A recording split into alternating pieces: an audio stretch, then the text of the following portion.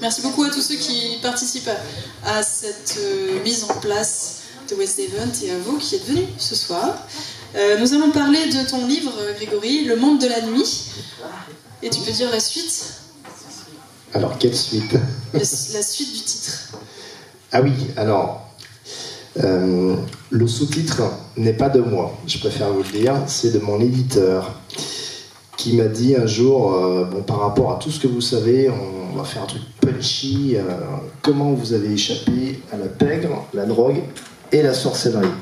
Alors quand j'ai vu le terme sorcellerie, je me suis dit, oh là là là, oui. Bon, on va y revenir, mais c'est pas forcément mon idée, c'est plutôt l'idée de l'éditeur, parce qu'en fait, c'est un gros sujet qui devient très inquiétant, en fait. Voilà, je préfère vous le dire, on en reparlera sans doute tout à l'heure.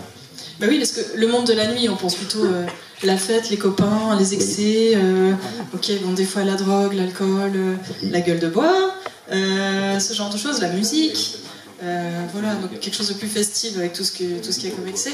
Mais là, avec le sous-titre, on part carrément dans les ténèbres, quelque chose de... Oui, alors en fait, il y a deux niveaux de ténèbres. Il y a les ténèbres, on va dire, avec les dérives humaines. Donc, je suis, on ne l'a pas précisé, mais je suis en fait ancien patron de discothèque. Donc il y a les dérives humaines, il y a l'alcool, le sexe, la drogue, enfin l'hyperviolence. Je pourrais vous raconter plein d'anecdotes, ça va vous rassurer parce que vous allez vous dire, ah ouais, je suis comme pas à ce niveau-là. Parce qu'en fait, à force de voir tout et n'importe quoi, notamment à Ibiza, j'ai été faire 2 séminaires là-bas, ça m'a beaucoup remué. On en reparlera sans doute tout à l'heure. Et deuxième niveau, donc le niveau spirituel. C'est parce qu'en fait, quand vous êtes dans le monde de la nuit, vous êtes dans les ténèbres. En fait, c'est un chaos spirituel, hein, et c'est vraiment le désert. Et moi, j'étais dans les ténèbres, et à un moment donné, j'ai voulu me tourner vers la lumière, parce que je me suis dit, je ne veux pas finir comme eux, je ne veux pas finir fou, drogué, je ne sais pas quoi. Et je me suis tourné vers le Seigneur. Voilà. Oui, on en parlera déjà. Oui. On va essayer de comprendre comment tu es arrivé dans ce monde de la nuit. Tu dis que tu étais directeur de boîte. Oui. Alors, je vous raconte l'histoire en mode express, si vous voulez. En mode express 10 minutes, même pas, 5 minutes, allez. En fait, comme peut-être la plupart d'entre vous, j'ai été baptisé, j'ai reçu ma première communion, et puis à l'adolescence, j'ai disparu des radars de l'église. J'en avais plus rien à faire, en fait. Voilà. Famille sans pratique religieuse. Et comme vous, qu'est-ce que je vais faire de ma vie? Et en fait, à 15 ans, j'ai eu une intuition, c'était de créer un dancing. Donc en fait, d'organiser des thés dansants et soirées dansantes pour des retraités. Et c'est pas par hasard, c'est parce qu'en fait, j'ai un frère qui est musicien intermittent du spectacle. Enfin, c'est un mec qui touche, il fait de l'accordéon, du sax, de la basse. Enfin, bon. Je sais pas combien de fois il est champion d'Europe d'accordéon dans sa catégorie. Enfin bon, bref. Et donc du coup, je m'étais dit, voilà, comme on est connu dans la famille pour être des bons musiciens, je vais monter un dancing. Et jusque-là, ça va. À 24 ans, j'ai franchi le pas, donc j'ai créé un dancing. Pas très loin d'ici, je ne dirai pas où parce que je vais peut-être avoir des soucis. Et jusque-là tout va bien, sauf que j'ai eu après une avalanche de problèmes. J'ai eu des problèmes administratifs, j'ai eu des problèmes politiques, j'ai eu des problèmes financiers qui ont entraîné des problèmes judiciaires, enfin bon, c'était la totale. Et moi je me suis converti dans cette adversité. C'est qu'à un moment donné, je me suis retrouvé dans une situation désespérée. Clairement, le mardi matin, j'avais le coup de téléphone du banquier.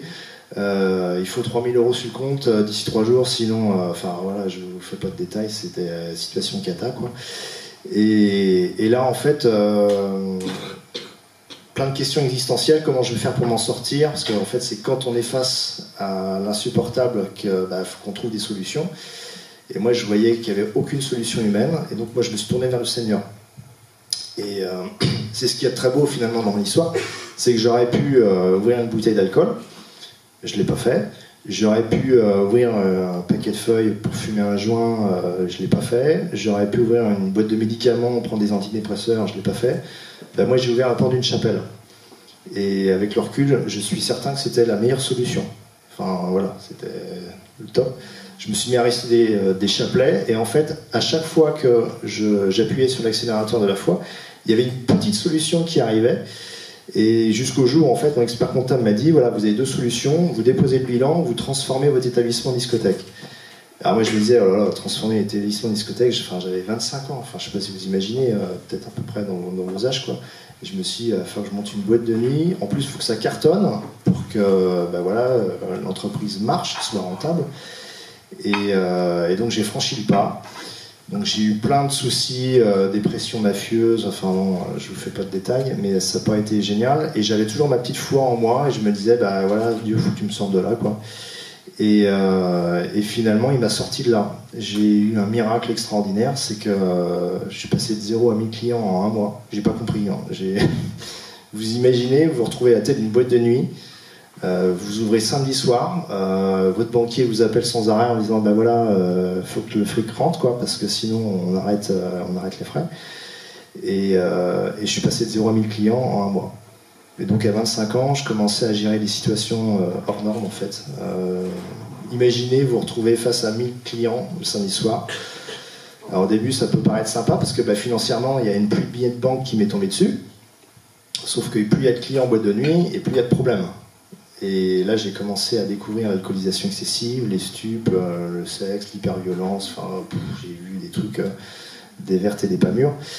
Et en fait, c'est un grand paradoxe dans ma vie. Hein. Moi, j'étais avec ma petite foi dans mon petit coin, et en fait, j'étais un peu dans une espèce de fournaise où tout le monde était un peu dans un trip au nom du verre, du vice et du Saint-Whisky, amène ta bouteille. Alors que moi, j'étais avec mon petit truc au nom du Père, du Fils et du Saint-Esprit, sans moi de là. Et donc, du coup, ces dérives humaines, je m'en suis pris plein la figure. Et il faut savoir aussi une chose, je préfère vous le dire tout de suite, une discothèque, je suppose que vous avez tous été au moins une fois en boîte de nuit, c'est un établissement qui a une âme en fait. Et moi, l'établissement que j'avais repris, quand j'ai créé une discothèque, c'était dans une vieille, quand j'ai créé un dancing, c'était dans une vieille discothèque qui était abandonnée depuis des années, je sentais qu'il y avait une âme. Mais il y avait aussi des trucs bizarres qui se passaient. J'ai mis 2 ans à prendre au sérieux certains phénomènes. Je vois, il y a une boule à facettes qui tombait sur la tête d'une cliente. Alors, au début, je m'étais dit, c'est l'usure, quoi. Puis il y a eu un deuxième jeu de lumière qui est tombé. Et puis après, il y a eu aussi des objets qui tombaient par terre, qui commençaient à m'inquiéter. J'ai mis 2 ans, vraiment, avant de prendre tout ça au sérieux. Et puis un jour, il y a un électricien qui vient me voir. Je l'avais appelé parce qu'il y avait un néon qui était tombé par terre. Et il vient me voir, il me dit qu'est-ce qui s'est passé exactement. Je dis je suis rentré ce matin pour faire mes papiers et puis je l'ai vu par terre et je vous ai appelé pour le changer, c'est tout, parce que qu'est-ce qu'il y a. Il m'a dit ça n'est pas possible. Un néon ne peut pas tomber par terre. C'est clipsé, ça n'est pas possible. Alors là je commençais à me dire qu'est-ce que c'est que ce truc quoi. Et il se trouve que sur les dérives peut-être un peu spirituelles, on va dire, j'ai commencé à me poser des questions. Et je me suis dit, ça vient d'où ces trucs-là en fait, qui tombent par terre? Parce qu'en fait, c'est comme vous, hein, vous rentrez chez vous, vous voyez un truc par terre, vous le ramassez, vous le remettez à sa place. C'est la multiplication de ces trucs-là qui fait qu'à un moment donné, vous dites, c'est bizarre. Et assez rapidement, je me suis dit... il y a peut-être un truc, je sais pas, puis je me sentais toujours très très mal dans cet établissement. J'allais te demander comment tu vis tout ça à ce moment-là, parce que ça fait combien de temps que tu as lancé la boîte? Alors ça fait... Et que c'était passé à 1000 personnes là du coup. Je suis passé, en fait, pendant 2 ans, je sens qu'il y a des trucs bizarres, mais c'est comme vous, hein, vous avez plein d'urgences à traiter dans votre vie. Et les petites énigmes, vous n'avez pas le temps de regarder, vous n'avez pas le temps de voir ça. Et au quotidien, tu vis aussi ce qui se passe dans la boîte? Est-ce que tu parles de drogue, de sexualité, tout ça? Alors ça, c'est encore autre chose. Mais sur des... Je vais revenir sur des phénomènes un peu bizarres. On peut parler de phénomènes paranormaux quand un gars vient me voir et me dit, voilà, j'ai un site internet, je référence toutes les boîtes de nuit de Vendée, et je voudrais prendre des photos de ton établissement. Je dis, pas de souci, tu viens à 22h, avant l'arrivée des premiers clients, tu prends tes photos, comme ça tu verras piste de danse, l'établissement vide, et puis après tu t'en prends à 2h du matin quand l'établissement est plein. Puis voilà. Et le gars fait ça, un samedi soir, et il me rappelle le lundi matin, il me dit, écoute, je t'envoie les photos, je te préviens, il y en a une un peu bizarre. Bon, je dis, ok, c'est quoi le truc là? Et il me dit, je comprends pas. Il y a une espèce de forme sur la piste de danse, je sais pas ce que c'est. Alors, j'ouvre la photo, et effectivement, je vois un truc bizarre que je ne comprends pas. Alors, ça devient flippant, parce qu'en fait, c'était à l'endroit exact où il y avait eu un retraité qui était décédé d'une crise cardiaque pendant un thé dansant. Et donc là, il y a deux hypothèses. C'est la soirée flip. Oui, la soirée flip. En fait, j'en parle à des gens autour de moi, enfin dans mon personnage, je dis mais moi je comprends pas. Et là, il y a ceux qui ont un pendule dans le cerveau qui disent ah c'est une amérante. Enfin voilà, le truc. Je me dis bon. Moi, je suis très mitigé sur ces trucs-là. Et puis, il y a une réalité. Je me disais, mais on ne peut pas l'expliquer. Alors, je vous ai mis la photo. Enfin, je vous l'ai mis.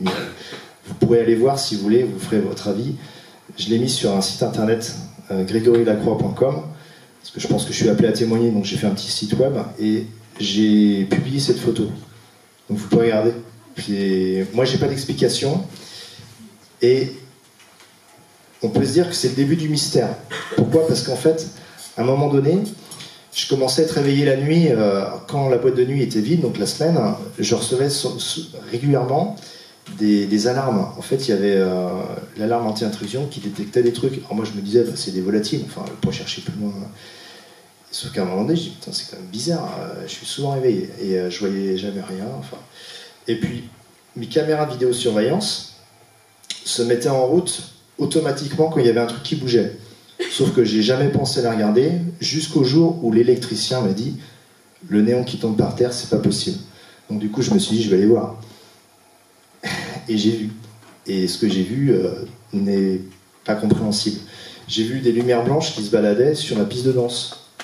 Et je me disais mais qu'est-ce que c'est que ce machin quoi ? Enfin, c'est pas possible. Et donc du coup, je commençais à me poser des questions. Je me dis Greg, faut que tu te casses de là parce que tu fasses un truc.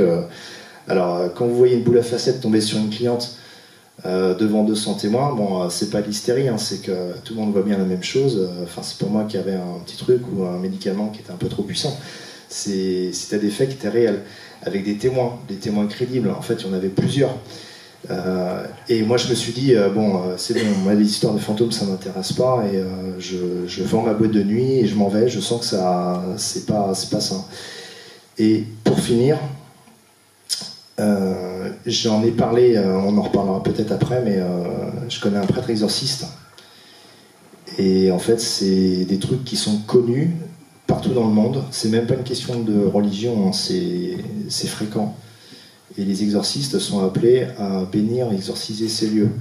Et c'est souvent les mêmes, c'est-à-dire des endroits où il y a eu beaucoup de violence, beaucoup de péchés, et souvent des lieux de torture aussi, ou des lieux de messe noire. Voilà. Et l'exorciste me racontait plein de trucs par rapport à ça. Ah bah tiens, on voit la photo. Assez sympa de me l'avoir mise. En fait, c'est là. Moi, je sais pas ce que c'est, mais c'est à l'endroit exact où il y a un retraité qui était décédé dans un thé dansant. Malaise cardiaque. Alors, non, c'est pas le retraité, enfin, je pense pas, mais en fait, en hauteur, ça fait à peu près 1m50, je pense. Voilà. Alors, je sais pas ce que c'est. Il n'y a pas d'explication. J'avais demandé au photographe qui avait pris la photo, je lui avais dit, est-ce que c'est pas une poussière sur ton optique ou, et toutes les hypothèses techniques n'étaient pas possibles pour lui. J'ai demandé à un autre photographe si c'était pas un trucage, une blague, et il m'a dit non, c'est pas possible par rapport aux définitions. Enfin, moi, j'y connais rien, c'est pas mon métier. Et donc, vous voyez le petit climat d'ambiance. Et surtout, en fait, il y avait. Quand le prêtre exorciste me posait des questions, je lui disais moi, je me sentais très mal dans cette boîte de nuit. Et pour lui, c'est par rapport à sa grille de lecture, c'est des signes qu'il faut que ce bâtiment soit béni, voire exorcisé. Voilà. Donc voilà le climat d'ambiance. Voilà. Oui, on comprend mieux le sous-titre. Hein. Effectivement. Mais t'as été juste... Ça marchait très bien. Financièrement, ça cartonnait. Mais sauf que j'étais l'homme le plus malheureux au monde. Et si j'ai un petit conseil à vous donner, cherchez pas l'argent pour être heureux. C'est pas ça qui rend heureux. Moi, je me suis retrouvé dans les grosses galères. Après, donc, je suis passé du statut de me faire engueuler par le banquier à le banquier. On va pas dire qu'il sortait le tapis rouge quand j'allais dans son agence, mais il me regardait beaucoup plus sérieusement, quoi. Et je trouvais que c'était franchement naze. Mais bon, bref, enfin, c'est comme ça. Et l'argent, en fait, me rendait très malheureux. Parce qu'en fait, je vous disais, j'avais à peu près 1000 clients le samedi soir. Je rencontrais énormément de gens, mais j'avais personne avec qui aller au cinéma. J'avais pas d'amis. J'avais plus rien. Parce que, pourquoi ? Parce que je bossais tous les week-ends. Enfin, je bossais même tous les jours parce que faut faire la paperasse, les rendez-vous, aller voir le comptable. Enfin, et les journées passent très très très vite. Et moi, je n'avais plus d'amis. Et quand vous êtes déconnecté de la société, quand vous ne voyez plus votre famille parce que vous bossez tout le temps, et ben c'est là où ça devient dangereux parce que tous vos repères tombent. Si nous, chrétiens, on a certains repères, notamment le dimanche, c'est repos, c'est pas pour rien. C'est pour avoir une vie sociale, une vie familiale. Voilà. Donc en fait, si on est fêtard, vaut mieux pas se lancer dans la direction d'une boîte de nuit. Ça vous casse un peu le rêve. Je déconseille, parce que je pourrais vous raconter plein d'anecdotes sur l'alcool, le sexe, la drogue. Je vous en raconte ou pas ? Vous me dites ? Ouais ? Bon, ok. Vous êtes vraiment... enfin, bref. Alors l'alcool. Moi, j'étais comme je pense n'importe qui. J'ai été fêtard un tout petit peu, pas trop. Je buvais modérément. Je me suis pris 2-3 cuites, mais ça m'a vite calmé parce que vomir partout, ça j'avais trop été mon truc. Et je faisais beaucoup de sport quand j'étais jeune. Donc moi, je pensais que on pouvait boire de l'alcool, mais jusqu'à un certain niveau. Sauf que un jour, il y a 3 mecs qui se pointent. Et le t-shirt terreux, enfin vraiment, on les croise dans la rue et on change de trottoir, quoi. Et vraiment mal zappé, on sentait qu'ils sortaient d'une cave et ils puaient l'alcool. Et tous les signes de mecs à problème, c'est-à-dire que la personne qu'ils avaient emmenée s'était barrée, donc du coup ils n'avaient personne pour les ramener. Ils puaient l'alcool.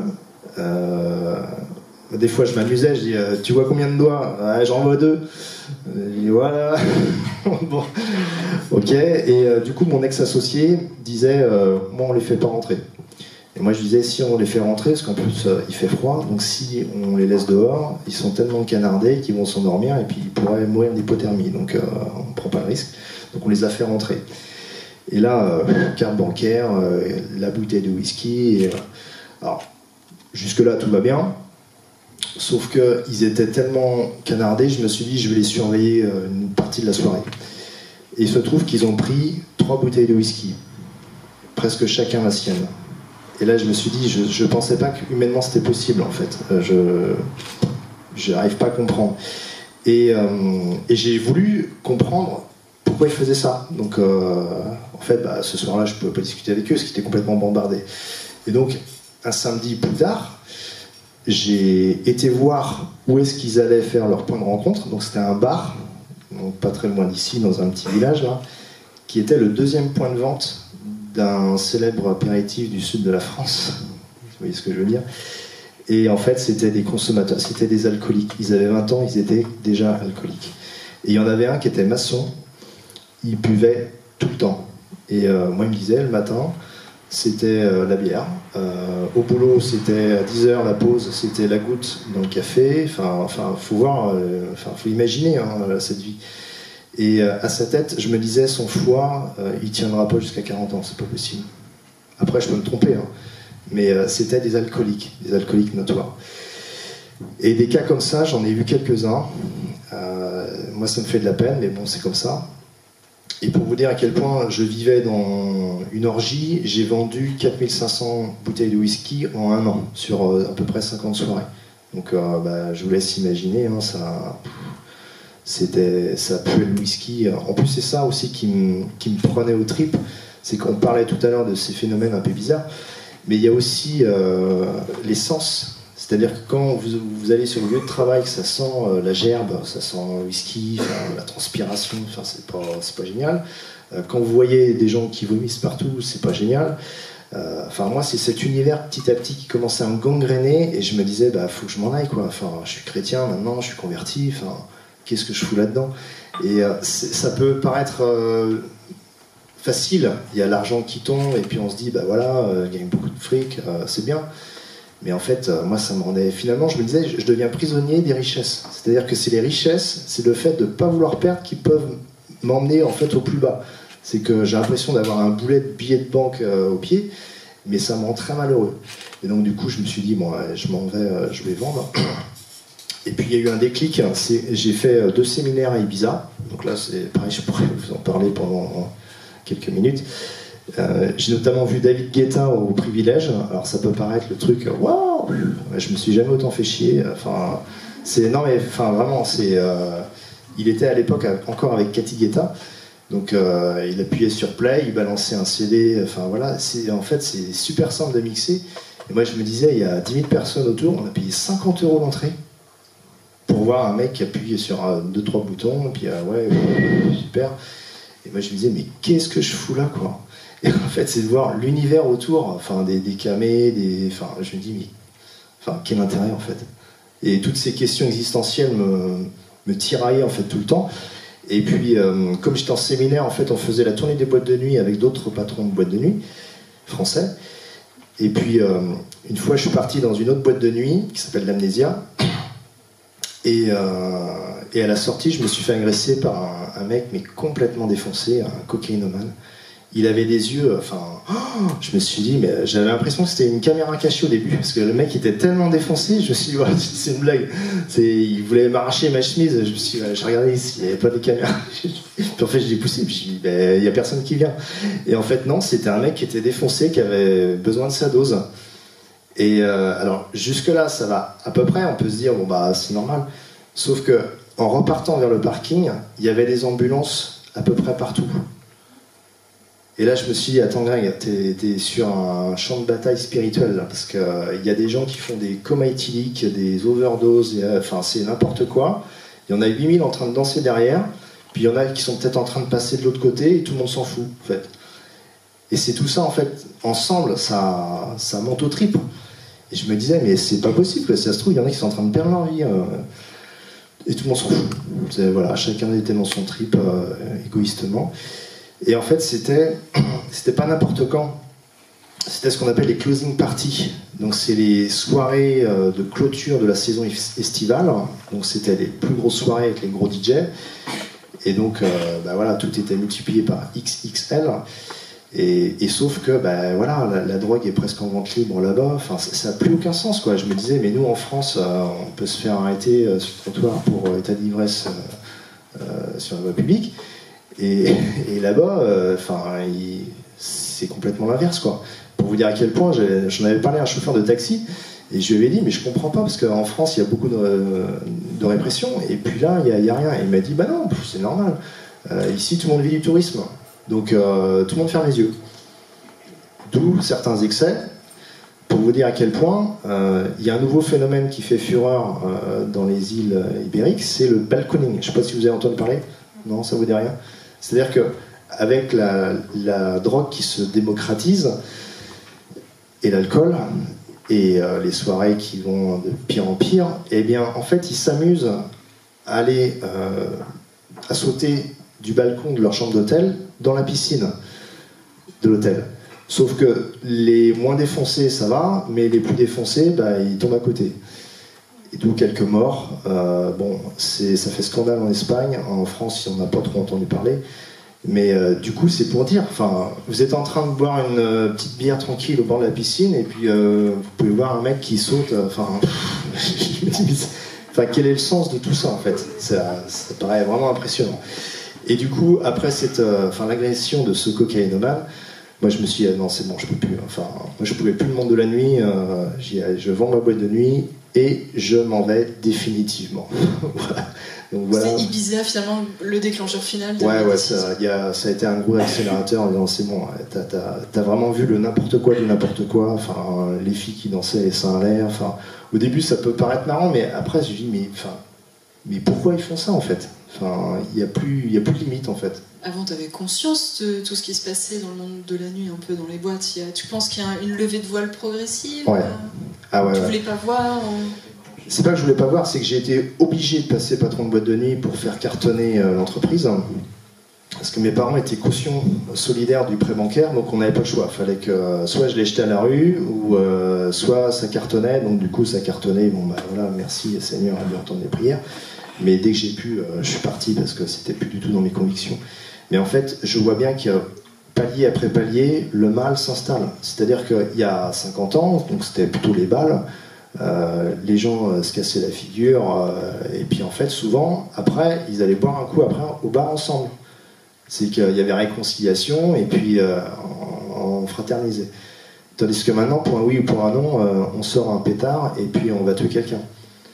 Et moi, je l'ai vu, mon maître chien, une fois, a arrêté un gars qui arrivait avec un flingue, et on l'aurait laissé rentrer. Je pense que vous auriez entendu de mon ancienne boîte de nuit, parce qu'il était ivre et il voulait faire mal. Et moi j'avais dit, c'était en 2006, j'avais dit en 2006 à mon vigile et à mon maître chien que j'ai remercié, un jour il y a un mec qui rentrera et ça va faire mal. Et le Bataclan est arrivé en 2013. Et en fait, c'est juste une info que je vous glisse, hein, mais presque tous les samedis soirs, à l'entrée d'une boîte de nuit en France, avant le Covid, parce que depuis ça a changé un petit peu quand même, il y avait des mecs qui arrivaient avec des flingues.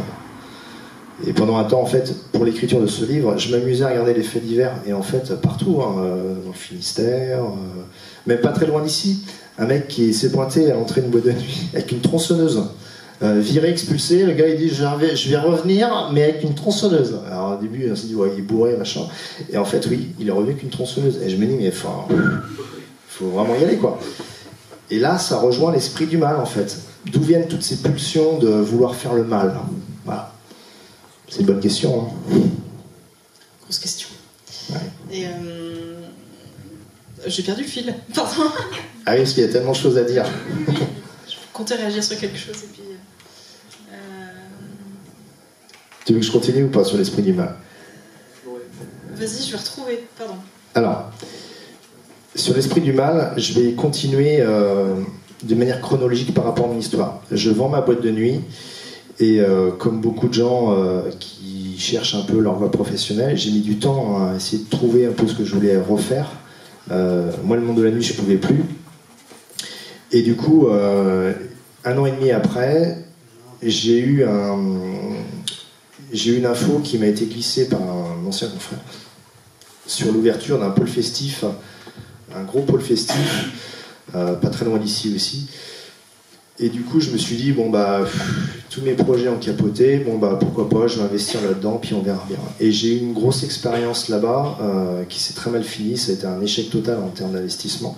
J'ai eu des gros soucis avec la pègre. Donc j'en parle un peu dans mon livre. Voilà, il y a un contexte mafieux autour des boîtes de nuit, autour des débits de boissons. Qu'est-ce qu'ils cherchent? Ils rentrent en contact avec vous pour... Alors en fait, ce qui s'est passé, c'est qu'on m'a proposé de rentrer dans un système mafieux, clairement. Et moi j'ai refusé. J'ai dit non, par conviction chrétienne. C'était à vitesse de l'éclair. Vend des trucs pour nous? Non. Ça a été différent. Ça a été, c'était le bailleur de ce pôle festif. On est rentré en conflit ensemble parce que je lui ai dit, écoute, voilà, c'est un grand pôle festif. En termes de sécurité, c'est zéro. Il va y avoir des morts très vite. Et le gars, il s'est dit, oh putain, le mec, il est chiant, il nous emmerde. Et c'était situé pas très loin d'un cours d'eau, enfin même juste devant un cours d'eau, et je lui ai dit, c'est très simple, hein, vous mettez 15 débits de boissons devant un cours d'eau sans barrière, avec un parking non éclairé, en 6 mois, il y a un mec qui tombe dedans bourré. Enfin, c'est vu d'avance, hein. C'est comme si vous faites un plein d'essence, vous savez que vous allez faire 1000 bornes avec, peut-être un tout petit peu plus, et vous ne ferez pas 3000 bornes avec. Enfin, c'est logique.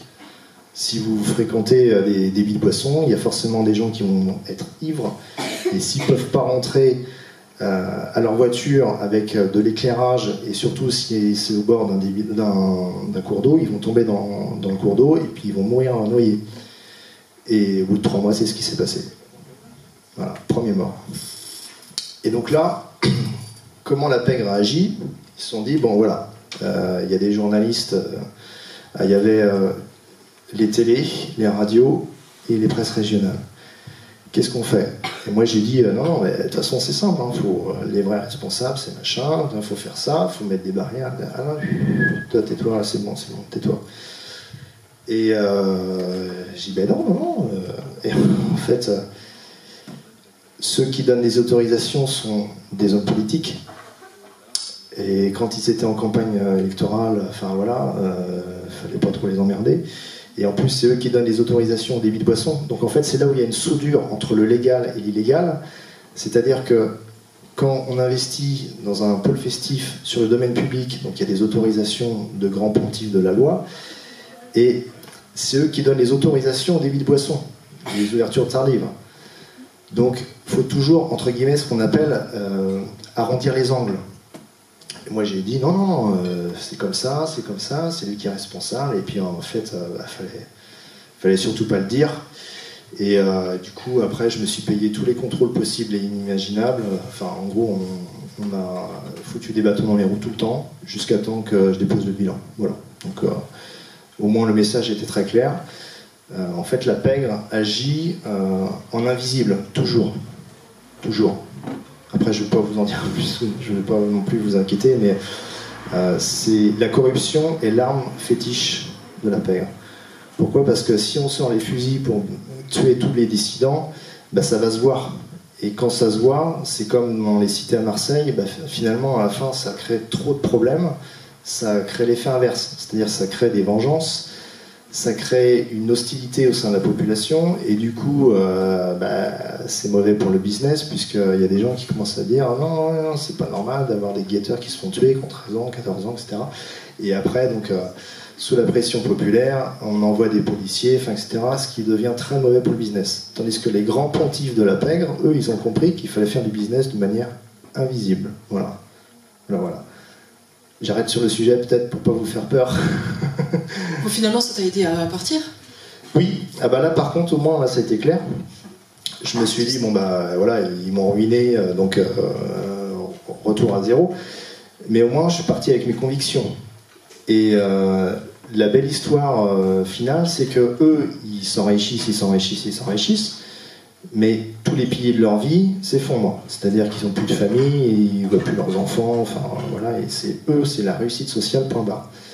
Tandis que moi, en fait, ils m'ont ruiné, mais par contre, moi j'ai construit quelque chose. J'ai créé un foyer, je me suis marié, j'ai des enfants, enfin voilà, tout roule là-dessus. Et l'argent, de toute façon, enfin, je sais que c'est pas ça qui mène au bonheur. Donc voilà, c'est pas plus mal. Et par rapport à cette expérience sur la pègre, je me suis effectivement retrouvé dans une situation complètement dingue. Et un jour, je peux en parler vite fait, j'ai été voir un sanctuaire où il y a une femme qui a reçu les stigmates du Christ en Loire-Atlantique. Je sais pas si vous connaissez. Enfin bon, bref, c'est une histoire un peu cachée. Et moi j'avais besoin d'un miracle encore une fois, et je me suis dit, bah tiens, apparemment là-bas, il y a une histoire de malade, le Christ serait apparu à une femme mystique là-bas, donc du coup j'y étais, et j'avais besoin d'un miracle, et je l'ai eu. Et du coup, c'est là où j'arrive à mon retour dans l'église, parce que je me suis dit, bon voilà, je me suis mis dans plein de galères, ben maintenant ça serait peut-être bien de un peu rentrer dans la bergerie et arrêter de faire plein de conneries, entre guillemets. Et du coup, je me suis dit, tiens, qu'est-ce qu'il faudrait que je fasse pour que le Seigneur soit content à peu près de moi, quoi. Et je me suis dit, ah bah tiens, je vais me faire confesser. C'est un truc tout con, et j'avais jamais pensé pendant des années. Et du coup, j'étais voir un prêtre, et je lui ai déballé une partie de ma vie, enfin quelque chose qui me faisait vraiment sur le cœur. Et c'est comme ça que je suis arrivé petit à petit dans l'église. C'est que, suite à cette confession, le prêtre s'est dit, bon, lui il est converti, il a eu des miracles, enfin voilà, il prie beaucoup, il ne faut pas le laisser tout seul dans son coin. Et donc il a fait un check-up spirituel, et il s'est rendu compte que je n'étais pas confirmé. Je ne sais pas si vous êtes confirmé, ça vous dit quelque chose, la confirmation? Ouais. Ben moi j'avais disparu des radars de l'église à l'adolescence, et donc je n'avais pas été confirmé. Et donc le prêtre m'a dit, tu peux intégrer un parcours adulte pour aller jusqu'au sacrement de confirmation. Et puis comme ça, tu auras les 3 étoiles. Le baptême, la première communion et la confirmation. C'est ce que j'ai fait, j'ai eu ma confirmation. Et l'Esprit Saint, en fait, je ne savais pas ce que c'était. Juste pour le contexte, là tu vis quoi extérieurement là, quand tu reçois la confirmation? Alors, je vis des attaques. Mais t'es encore directeur de... Ah non, je suis plus rien, en fait. C'est quand c'est après, ouais. C'est après, je suis sorti du monde de la nuit, je vis presque en ermite, à prier presque toute la journée, mais c'est aussi un peu par obligation, parce que tout avait été, on va dire, tout avait capoté dans ma vie autour. Et quand j'ai reçu le sacrement de confirmation, il s'est passé des petites choses un peu bizarres la veille et le jour. Je vous donne un exemple, il y a mon réveil qui est tombé en panne. Ça n'arrive jamais, bref, je suis quelqu'un qui se lève tôt, donc je me suis dit, tiens, tant pis, il tombe en panne, mauvais jour, mais bon, tant pis, c'est pas grave. Et puis, je mange un carreau de chocolat et je me casse une dent. Alors, ça m'a fait un mal de chien, vous pouvez pas imaginer. Et je me suis dit, tiens, c'est peut-être une attaque du malin qui veut pas que je me fasse confirmer. Bref, je me suis dit, c'est peut-être autre chose, c'est peut-être purement le hasard. Et bon, bref, je continue, je reçois le sacrement, et un prêtre remarque ma confirmation à l'âge adulte, et un peu en réflexion, même jusqu'à la prêtrise. C'est-à-dire que j'ai pensé sérieusement à la prêtrise, mais j'ai pas ressenti l'appel intérieur. Et donc ce prêtre se dit, lui, bien, on va l'emmener à Lourdes accompagner des jeunes. Et à Lourdes, je rencontre un autre prêtre, et je lui parle de ma vie, des phénomènes un peu bizarres de mon ancienne boîte de nuit, d'une ex-compagne. Et moi, je connaissais rien à l'occultisme. Et je lui dis, une fois, j'ai une ex-compagne là, que j'avais rencontrée dans ma boîte de nuit. Et je lui dis, elle pratiquait des trucs un peu bizarres. Elle m'a dit du style, une fois, elle rentre un soir complètement bourrée. C'était vraiment une fille un peu bizarre. Et elle m'avoue qu'elle a fait des incantations devant une croix la nuit avec sa tante qui était voyante. Toutes les activités spirituelles interdites par l'Église, elle faisait. Et elle me dit qu'en fonction de la lune, il y a des trucs qui peuvent se passer. Alors moi, j'avais vraiment survolé ça. Je m'étais dit, c'est. Peut-être qu'elle me racontait des conneries. Mais ce prêtre-là m'a dit, tu peux m'en dire plus? Alors je dis, écoute, je sais que dans sa famille, ça pratique l'occultisme. Ok, d'accord. Je liste tous les trucs. Et à la fin, il me dit, faut aller voir un prêtre exorciste. Je l'ai regardé, j'ai dit, pourquoi je suis fou? Il me dit, non, t'as fréquenté quelqu'un qui est à fond dans l'occultisme. Et il y a des signes vraiment importants dans ta vie. Il faut que, par prudence, va voir un prêtre exorciste. Et en fait, quand j'ai quitté cette ex-compagne, c'est vrai que pendant 6 ans, j'ai vécu des trucs bizarres. Mais vraiment une succession de malheurs, d'échecs, d'accidents. Pour moi, c'était le hasard. Je n'ai jamais supposé sérieusement l'hypothèse de la sorcellerie de mon ex-compagne. Mais je sais simplement une chose, c'est que quand je l'ai quittée, elle l'a très très mal pris, et je sais qu'elle pratique des trucs, alors j'y connais pas grand chose, mais qu'on peut qualifier d'occulte en fait. Et surtout dans sa famille, il y a des gens qui sont vraiment engagés là-dedans. Alors bref, on va dire que c'est de la suspicion, sauf que quand je rencontre pour la première fois le prêtre exorciste, je lui parle de tout ça aussi. Et comment ça s'est passé? En fait, on a eu ce qu'on appelle un entretien de discernement. Donc pendant 1 heure, il m'a posé plein de questions. Et lui, en fait, il notait tous les trucs qui, entre guillemets, sont de l'ordre du péché grave, ou qui pourraient être amenés à avoir des prières de libération ou d'exorcisme. Et moi, en fait, j'avais plein de facteurs aggravants, mais j'en avais vraiment... je les avais tous. Donc je suis quelqu'un d'hypersensible, donc déjà je peux capter des réalités spirituelles, c'est un très très gros inconvénient.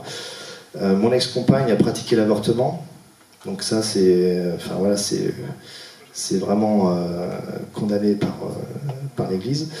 Elle pratiquait l'occultisme. Moi j'y connaissais rien dans ces rites là, je vous ai parlé tout à l'heure, là où elle partait la nuit, moi j'y croyais pas, je me disais c'est n'importe quoi, mais bon bref. Mais il se trouve que les exorcistes prennent ça très au sérieux. Et moi, je ne le savais pas à l'époque. Et donc, quand je déballe ça au prêtre exorciste, il me dit, au bout d'une heure, bon, il me dit, écoutez, voilà, par rapport à tout ce que vous me dites, par rapport à vos 6 années où vous n'avez absolument rien qui fonctionne, il m'a dit, ça serait peut-être bien de faire une prière de libération. Et on va voir. Pour vous donner juste un ordre d'idée, au niveau affectif, quand je voulais refaire ma vie, quand je rencontrais une jeune fille, elle avait soit un cancer incurable, soit elle était anorexique, enfin, elle avait toujours un truc, mais c'est pas possible, enfin, j'ai vraiment pas de chance. Et ça m'a rappelé l'électricien qui me disait c'est impossible, tu sais, le néon qui tombe par terre. Et surtout au niveau médical dans la famille, il commençait à y avoir des trucs bizarres aussi. C'est-à-dire que quand on avait un rendez-vous médical, on nous disait souvent on n'a jamais vu ça dans notre carrière. Je ne comprends pas, c'est bizarre.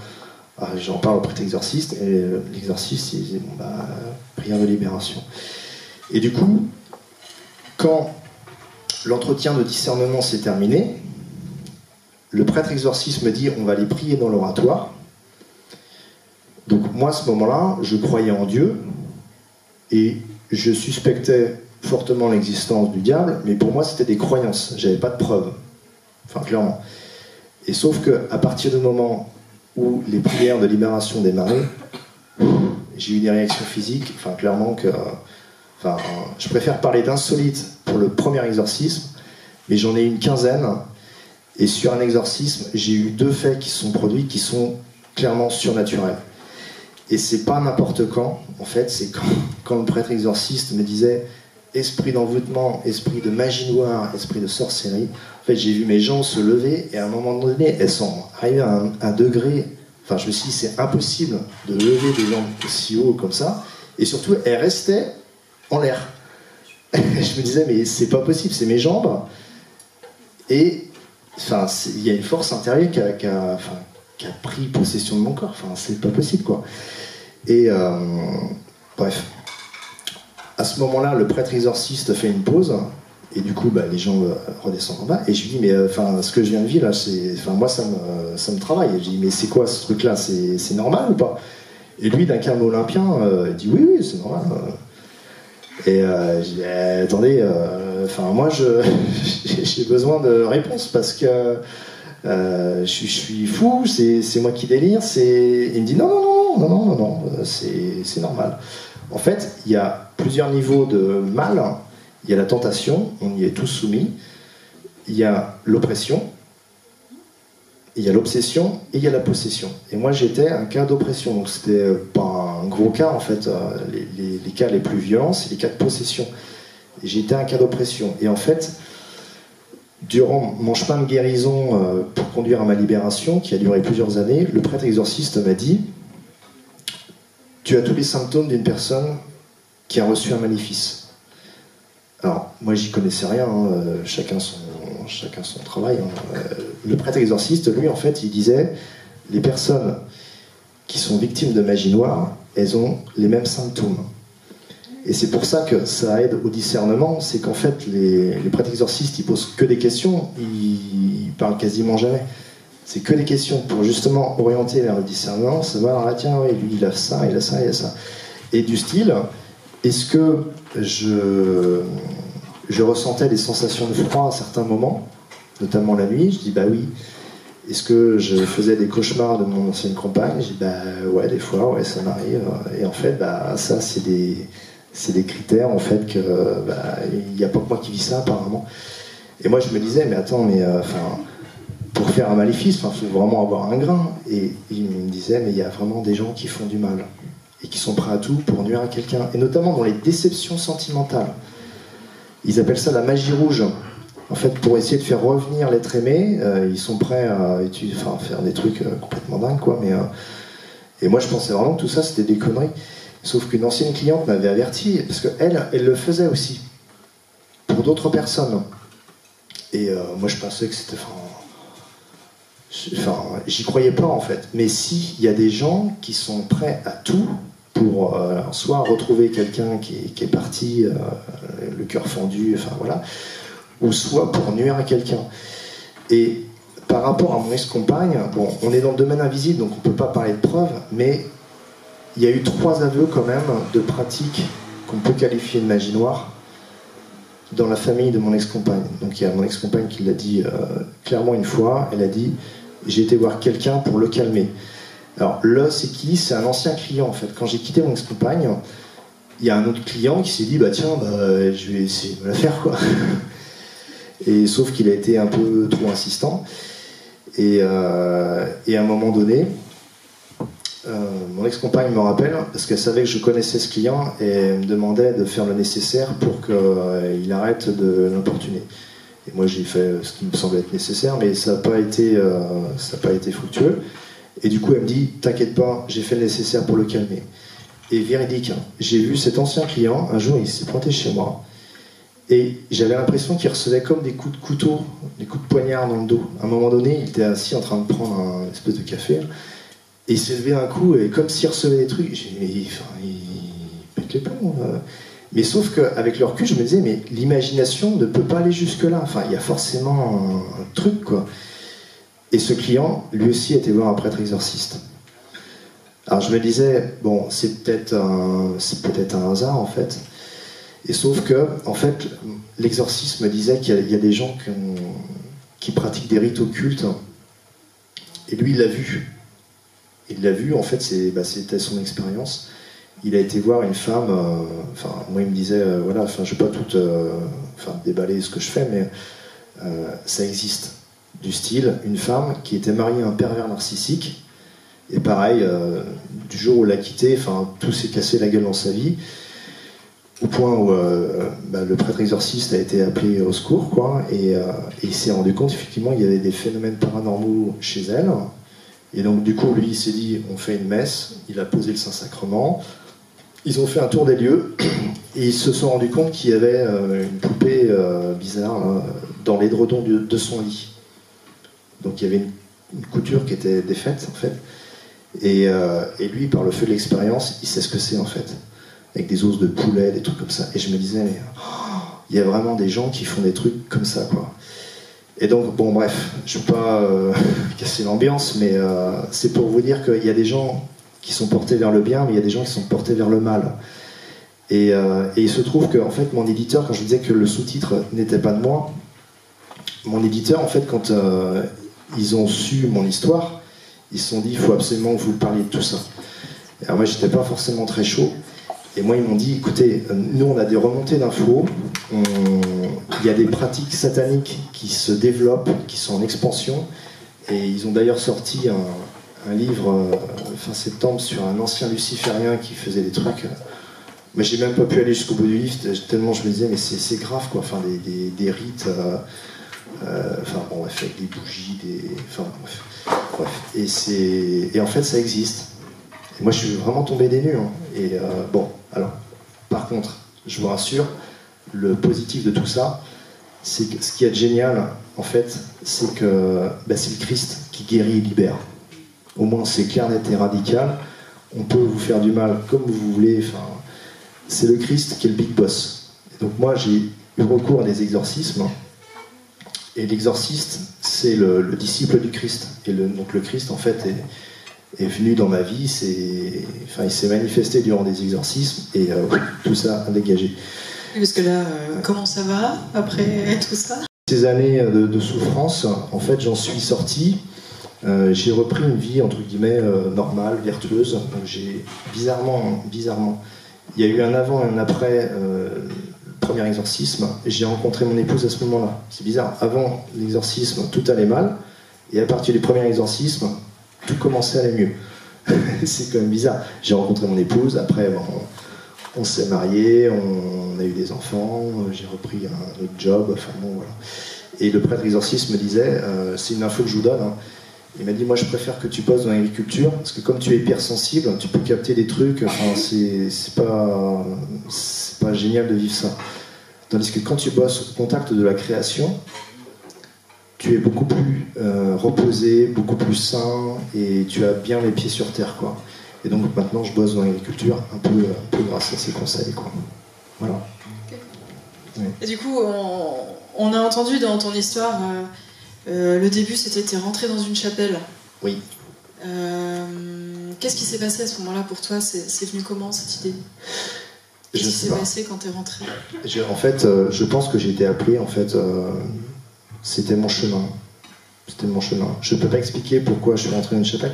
Ça aurait été une synagogue, peut-être que je serais rentré dans une synagogue. Hein. Enfin, à côté de chez moi, c'était c'était une prière. C'était une chapelle à Notre-Dame de Lourdes. Mais bizarre, enfin, je pense pas qu'il y a de hasard en fait. Parce que quand j'ai écrit mon livre, quand j'ai relu toute mon histoire, je me suis rendu compte qu'en fait, la Sainte Vierge Marie était présente à peu près partout. C'est quand j'allais dans une petite chapelle, c'était soit chapelle à Notre-Dame de Lourdes. Quand j'allais dans une autre, c'était à l'Immaculée Conception. Quand il m'arrivait un truc bizarre, quand j'ai rencontré mon épouse, c'était un 8 décembre, jour de l'Immaculée Conception. Il y a toujours des dates importantes et des lieux importants, et c'était souvent sous la main de notre Sainte Vierge Marie. Voilà.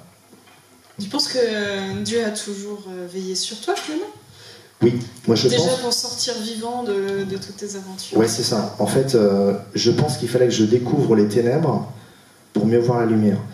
Et si je suis là ce soir, c'est parce que j'ai ressenti un appel intérieur à témoigner. C'est-à-dire que, même si le sujet de la sorcellerie, c'est pas un super sujet pour les jeunes, malheureusement, c'est peut-être bien d'en parler de temps en temps. Alors pas partout, évidemment, parce que dans les écoles catho, c'est rédhibitoire. Merci, au revoir. Mais par contre, il y a une réalité occulte qui est en train d'exploser, c'est tous les rites sataniques et surtout les pratiques spirituelles interdites. J'ai fait une conférence dans un lycée catho, pas très loin d'ici, il y a un an, qui a fait du spiritisme. Et j'ai vu les mains se lever et je me suis dit, oh là là. Alors, moi je savais ce que le prêtre exorciste m'avait dit, c'est-à-dire que toutes ces pratiques sont gouvernées par les démons. Donc ceux qui contractent des liens démoniaques en faisant ça, ils ne se rendent pas compte de ce qu'ils font, c'est normal. Mais il y a des conséquences derrière. Et moi je connais, juste pour finir la parenthèse, je connais un gars qui a fait du spiritisme parce que il s'embêtait durant ses soirées. Il a divorcé, du coup il se retrouve tout seul le soir, il dit qu'est-ce que je vais faire? Et puis il s'est mis à faire du spiritisme. Et ça a duré 9 mois, et semaine après semaine, il a vu son état empirer. Il a commencé à entendre des voix, et il a commencé à entendre des voix au début qui étaient sympas, puis après petit à petit ça le poussait au suicide. Et il a fait 3 tentatives de suicide. Et par chance, il y a un exorciste qui est arrivé dans sa vie, et puis 3 exorcistes plus tard, libéré. Et en fait, lui pareil, il a été appelé à témoigner, il a écrit un livre aussi. Mais il s'est rendu compte, en fait, en faisant un petit blog, qu'il y a plein de gens qui contactent parce qu'ils ont fait tel ou tel truc. Et c'est là où je pense que l'Église catholique a encore un peu de boulot à faire. C'est qu'on a laissé certaines pratiques se faire, on ne veut pas trop en parler parce que ça pose beaucoup de questions de foi. Et maintenant, les jeunes sont déchristianisés, donc ils ont plus des repères, en fait. Mais malheureusement, on les laisse faire. Et moi je trouve que là-dessus on n'est pas bon, quoi. On n'est pas bon. Il faut avertir, il faut témoigner. Et donc tu avertis sur la sorcellerie. Est-ce qu'au niveau consommation, tu penses que ça peut être une porte d'entrée? Ou la fréquentation des boîtes de nuit, ou je sais pas. Alors la fréquentation des boîtes de nuit, ça n'a jamais tué personne de rentrer dans une boîte de nuit. Mais c'est des lieux qui ne sont pas sains. Voilà, il y a forcément des dérives. On parlait des addictions, d'où viennent les addictions? C'est l'esprit du mal. Pourquoi des jeunes ne peuvent plus se défaire de la pornographie, de l'alcool? C'est qu'ils laissent le mal entrer dans leur vie, en fait. Et il faut couper ça, quoi. Parce que la nuit, tu penses qu'on a une forme de fragilité, de réceptivité? C'est un temps qui baisse de vigilance, je sais pas. Alors, la nuit, moi je l'ai vu par expérience. J'ai vu des couples incassables détruit en quelques secondes par un petit coup de folie, et pour moi c'était clair, c'était le malin qui passait par là. Paf, allez, je détruis un couple, je détruis une famille. Bam.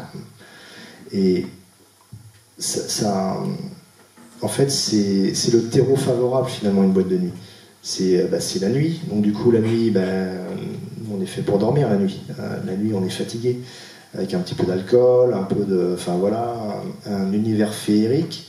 On a l'impression que tout est beau, tout est splendide, et puis la tentation arrive.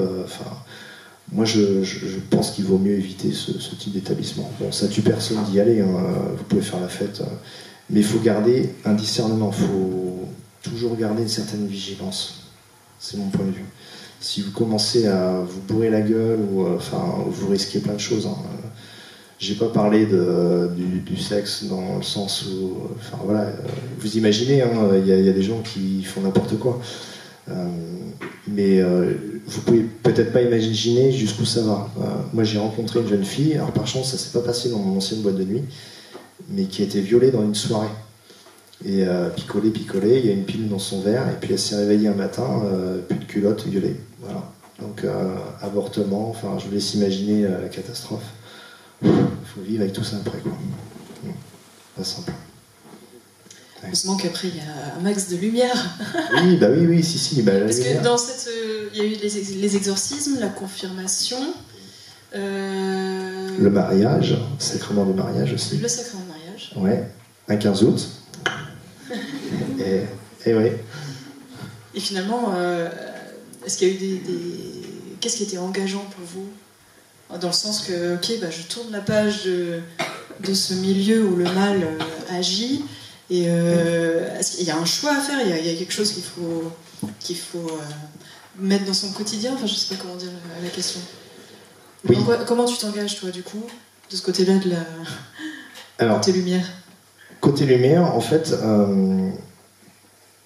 moi je me suis engagé d'une manière un petit peu bizarre. Vous imaginez, les filles vous engagez plus facilement qu'un homme.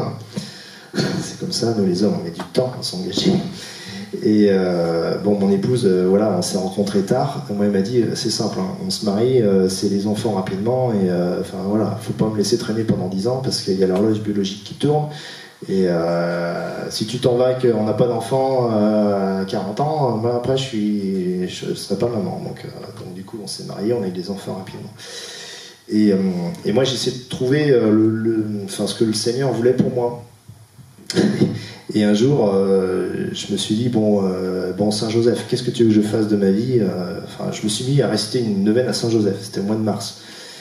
Et en fait, c'est marrant parce que j'ai eu 2 signes très clairs pour rentrer dans l'église. Donc j'ai été laïc en mission ecclésiale pendant 1 an.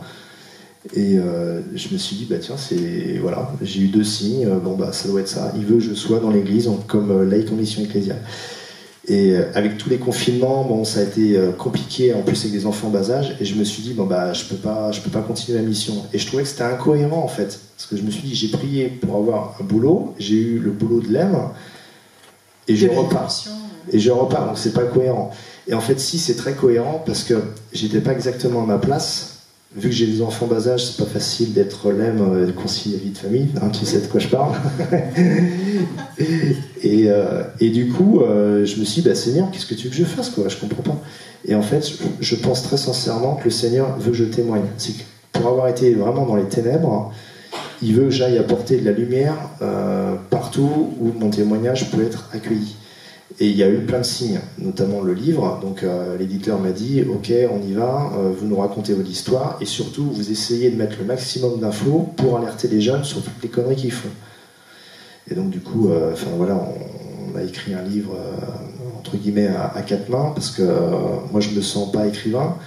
Même si on m'a donné carte blanche, on m'a dit surtout, il faut détailler sur les dérives occultes. Alors, je me dis, du coup, j'ai rappelé le prêtre exorciste, et j'ai dit, il me faut des anecdotes, Mais il y a des choses qu'on peut publier, et il y a des choses qu'on peut pas publier.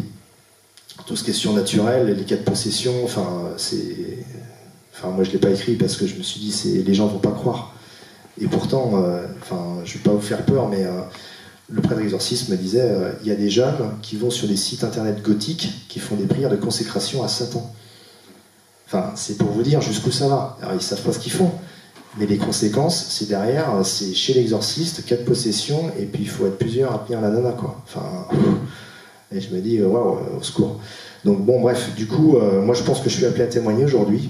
Mais il y a 2 témoignages. Il y a le témoignage pour lycéens athées, il faut leur parler d'alcool, de drogue, de sexe, du monde de la nuit en général, mais pas beaucoup de spi. Et il y a le témoignage pour les cathos pratiquants, comme vous sans doute, où là on peut parler de l'esprit du mal, on peut parler d'exorcisme, le combat spirituel, mais ça devant des jeunes de 15 ans, et surtout devant leur accompagnateur prof dans des lycées cathos, mais parfois très anti-cathos, faut pas. Faut pas. Voilà. Alors ici on n'est pas forcément entre cathos pratiquants, c'est vraiment une terre d'accueil multi... ouais, mais déjà il faut faire l'effort. Il faut faire l'effort de venir. Donc déjà, il y a une grande ouverture d'esprit pour ceux qui viennent. Déjà, c'est très bien. Ouais. Alors, on aura une petite séance de questions du public. Et avant, j'aimerais inviter le Père Jean-Marie Parra, si vous souhaitez... Vous avez toujours un bon truc à dire. Donc, toujours. Ça peut être court. Ça... Merci Marine. Merci d'être venue, merci d'avoir accepté d'être venue. On s'était vu il y a 1 an, je crois, hein, oui. Dans le confinement, hein, c'est ça, on avait parlé. C'est ça. Je me souviens un peu. Alors c'est le premier Wednesday, alors, et puis même, par contre c'est pas ma première année en tant qu'aumônier des étudiants, donc je vais sortir quelques anecdotes qui vont un peu corroborer le sujet que vous entendez ce soir, en particulier sur la sorcellerie. Le mot est un peu fort. Et comme ça fait ma 7e année que je suis aumônier étudiant, j'ai eu la possibilité de me balader un peu dans le campus étudiant, que ce soit à l'ICAB, la Courtésière, les Stablières, l'ICES. Voilà, et d'avoir vu un peu des jeunes. Ce que je peux vous dire, Marine, elle sait ça, vous avez des jeunes à La Roche-sur-Yon, c'est pas pour faire du sensationnel que je dis ça, hein. Je vais préciser ma réponse après. Vous avez des jeunes à La Roche-sur-Yon qui tentent de faire des voyages astro. J'en ai rencontré, qui sont venus ici. Ils faisaient du basket, ils étaient grands. Il m'a dit, mon père, avec mes potes, on essaye de sortir notre âme de notre corps. Une fois, un jeune est rentré ici, il a discuté, d'ailleurs avec un prêtre. Il était dans un campus aussi, dans un autre lieu. Il chargeait et déchargeait les énergies. Une autre fois, je vais lors d'une mission de Fire Spirit, on est plusieurs. Puis je m'arrête devant une jeune fille, je lui dis, bah, écoutez, voilà, moi je suis prêtre catholique de l'église, vous connaissez? Ah oui, moi aussi je suis de l'église, je suis de plusieurs églises d'ailleurs. Ah bon? Expliquez-moi. Ma mère et moi, on est de plusieurs églises. Je ne comprends pas trop, expliquez-moi. On joue aux cartes. Ah d'accord. 3 exemples. Et je pourrais vous en sortir encore d'autres. Donc en fait, on dit qu'il y a environ 10% des jeunes qui sont plus ou moins touchés de près ou de loin par la question de l'occultisme. Ça va vous étonner, ceux qui sont à l'ICES, mais il y a quelques années, il y avait des jeunes qui jouaient au Ouija. Le Ouija, c'est invoquer les esprits sur les gouttes d'eau pour les faire tourner. Il y en a un qui est venu nous voir ici, son pote essayait de filmer dans les maisons hantées. Ce qui se passait, il ne s'est rien passé, sauf une fois, il a dit, j'étais griffé, mon père. Il était là il y a 2-3 ans. Donc en fait, il y a des jeunes qui font des choses qui ne sont pas forcément bien, par souci du fantastique, du miraculeux, d'avoir du pouvoir, un peu l'excitation un peu collective, la curiosité. Et donc ça, c'est vraiment une mauvaise direction, il faut l'éviter. Même si on en parlera au Wednesday, il faut l'éviter. Je dis souvent, c'est un peu comme faire du ski hors piste. Au début, on fait du ski, on pense que c'est bien. Et après, il y a un roulé-boulé, il y a une succession en chaîne, on ne maîtrise plus, et on est pieds et mains liés. Puis il y a aussi un deuxième phénomène, c'est que comme on ne parle pas du Christ, et qu'on ne balise pas le chemin de ski, en fait, de plus en plus, vous aurez un phénomène de gens qui cherchent des religiosités à bon marché. Et en fait, ce qui se passe, c'est que la France, comme elle est en train, d'où l'enjeu d'évangéliser, comme elle perd un peu ses racines chrétiennes, elle redevient antérieure au christianisme, religion druidique, païenne. J'ai rien contre la FNAC ou les grands supermarchés. Vous voyez, les magasins ésotériques se sont développés. Les rayons entiers ésotériques se développent. Mais c'est énorme, les lectures. Moi, quand j'étais étudiant, j'aimais bien lire à votre époque. En fait, il y avait beaucoup moins de rayons. En 20 ans, ça a triplé. Il y en a partout. C'est des rayons spécialisés dans des boutiques spécialisées autrefois. Maintenant, dans les supermarchés, il y en a plein. Ça veut dire qu'il y a une demande aujourd'hui de surnaturel, d'ésotérisme, et que les gens se nourrissent de ça. Et parmi les étudiants, il y a, je dis, plus de 10% d'étudiants qui sont plus ou moins intéressés ou qui pratiquent cela. Donc l'enjeu, en fait, c'est, si vous en connaissez, amenez-les à Wednesday. On va parler, ça va faire du bien. Voilà, on va les rencontrer.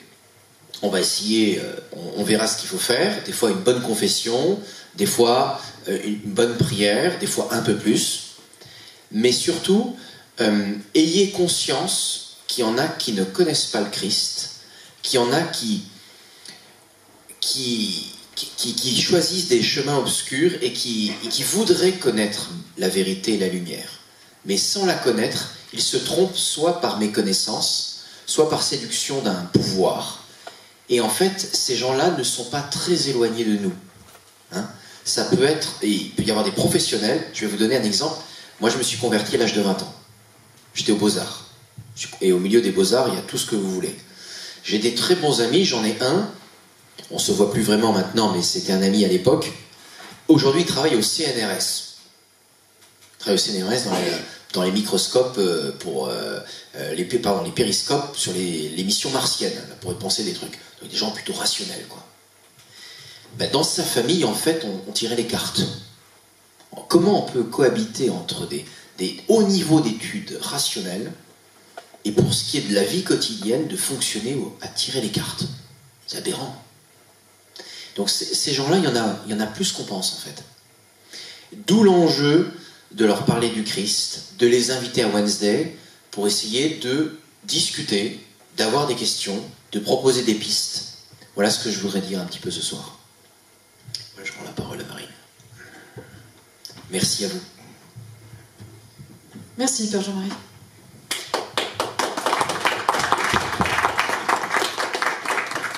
Alors, si je peux juste rajouter un truc, c'est une petite anecdote qui rejoint ce que vient de dire Père Jean-Marie. Les prêtres exorcistes utilisent, pour les aider au discernement, parfois des animaux. C'est un exemple tout bête. Tu parlais de voyage astral tout à l'heure. Il y a un prêtre exorciste qui m'a confié exactement la même histoire. C'est peut-être le même jeune homme, je ne sais pas, mais c'était un Vendéen en tout cas. Il était parti aux États-Unis, il s'était formé dans une secte, bref, et il s'amusait à faire des voyages astraux. Et donc il se retrouve devant l'exorciste, donc il confie tout ça, et l'exorciste remarque un point très précis. Et il disait, mais quand tu me parles de voyage astral, tu me dis que tu allais chez tes voisins, tu t'amusais, etc. Et que le chien aboyait. Il dit, ouais, c'est vrai, le chien aboyait. Et ça, en fait, les animaux, ils captent des trucs que nous, on ne capte pas. Et les chiens peuvent, enfin les chiens ou les chats, peuvent nous aider au discernement. Enfin, je dis nous, mais c'est plutôt les exorcistes. Parce qu'il y a d'autres anecdotes comme ça. Il y a une infirmière, pareil, dans le diocèse de Metz, qui avait des phénomènes paranormaux chez elle. Et le prêtre qui l'accueillit disait, vous avez des animaux? Oui. C'est quoi? Un chat. Et le chat, il dort chez vous? Ah non, il ne veut pas dormir chez moi. Bon, bah ok, bah je viens. Voilà, c'est des trucs tout bêtes, hein, mais ça rejoint ce que disait Père Jean-Marie. Voilà. D'où le fait que dans mon livre, je dis pas ça pour le vendre, hein, mais mon éditeur... Il est en vente ici à 18 €. Il est en vente. En fait, mon éditeur m'a dit, par rapport à tout ce que vous savez, il faut absolument rajouter une annexe pour aider les gens au discernement, pour aider les gens vraiment à détecter s'ils ont fait peut-être des erreurs ou s'ils ont fait de mauvaises fréquentations et comment sortir de tout ça. Et donc du coup je liste le chemin à prendre et en fait par rapport à mon histoire, je ne vous ai pas raconté ça, mais il y a des signes. Par exemple, moi c'est arrivé à un copain, il m'a dit l'autre jour, bah, tiens, j'étais me balader à la basilique Saint-Louis-Grignon de Montfort, à Saint-Laurent-sur-Sèvre. Et elle me dit, j'y étais avec des copains, il y en a deux, ils ne peuvent pas rentrer dans l'église. Ah, et pourquoi? Bah ils savent pas. Mais ils peuvent pas, c'est physiquement... Et ils ont tout le temps des pierres précieuses sur eux, c'est des pierres énergétiques, je sais pas quoi. Ben, enfin voilà, faut se poser des questions aussi. Pourquoi ils peuvent pas rentrer dans une église? C'est tout bête, hein. Mais moi j'ai été aussi avec une ancienne compagne qui ne pouvait pas rentrer dans une église. Et en fait elle avait un comportement qui est, je peux pas qualifier ça de satanique, mais elle avait une haine du Christ qui pose question. Voilà. Donc ça rejoint un peu ce que disait Père Jean-Marie. Il y a des signes, il faut savoir les interpréter. C'est la même qui vous a venu? C'était pas la même, mais c'était le même profil. Voilà. Et bizarrement, avec le recul, c'était juste après ma conversion. Donc je pense que ça faisait partie du combat, mais à l'époque, je n'avais aucune connaissance sur le combat spirituel. J'étais un chrétien tout seul dans mon petit coin, loin de l'église, loin des sacrements, loin des prêtres. Et c'était sans doute une très grosse erreur. Voilà. Faites comme votre collègue, n'hésitez pas à poser des questions. Oh, toujours la banane. Ouais, bah ouais, puis il aime pas ça, mais bon, je continue. Toujours la foi. Exactement. Toujours Jésus. On va clore cette soirée. Je pense que vous pourrez aborder Grégory en off après. Il y a son bouquin qui est là-bas. C'est possible de payer en CB d'ailleurs, en carte bancaire.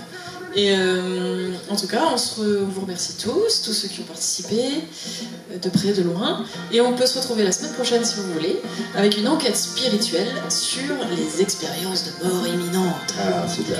Voilà. Bonne soirée à tous. Merci.